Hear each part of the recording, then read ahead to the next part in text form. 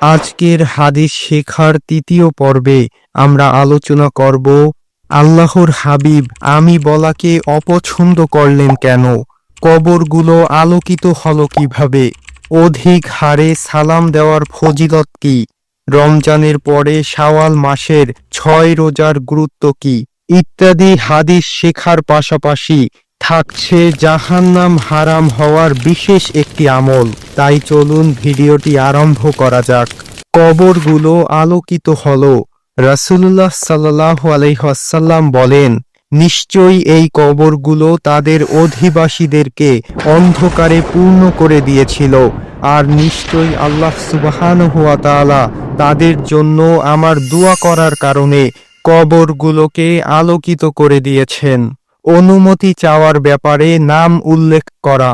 হযরত জাবির ইবনে আব্দুল্লাহ রাদিয়াল্লাহু তাআলা আনহু থেকে বর্ণিত আছে, তিনি বলেন, আমি রাসূলুল্লাহ সাল্লাল্লাহু আলাইহি ওয়াসাল্লাম এর কাছে অনুমতি চাইলাম। তিনি বললেন, কে? তখন আমি বললাম, আমি। অতঃপর রাসূলুল্লাহ সাল্লাল্লাহু আলাইহি ওয়াসাল্লাম বললেন, আমি, অর্থাৎ তিনি এই আমি বলাকে অপছন্দ করলেন। শাওয়াল মাসের 6টি রোজার গুরুত্ব। হাদিসে এসেছে, যে ব্যক্তি রমজানের রোজা রাখার পরে শাওয়াল মাসের 6টি রোজা রাখল, সে ব্যক্তি সারা বছর রোজা রাখার সমতুল্য সওয়াব লাভ করল। অধিক হারে সালাম প্রদান।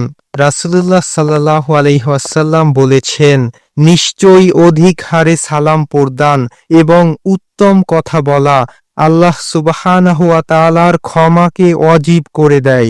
আলহামদুলিল্লাহ, আজকের বিশেষ আমলটি হচ্ছে লা ইলাহা ইল্লাল্লাহুল কারীমুল হালিমু সুবহানাল্লাহি রব্বিল আরশিল আযীম ওয়ালহামদুলিল্লাহি রব্বিল আলামিন। যে ব্যক্তি এই আমলটি 3 বার পাঠ করবে এবং সে ওই দিন মৃত্যুবরণ করলে আল্লাহ তাআলা তার জন্য জাহান্নামকে হারাম করে দিবেন। তাই আমরা সকলেই এই আমলটি প্রতিদিন পাঠ করার চেষ্টা করব ইনশাআল্লাহ।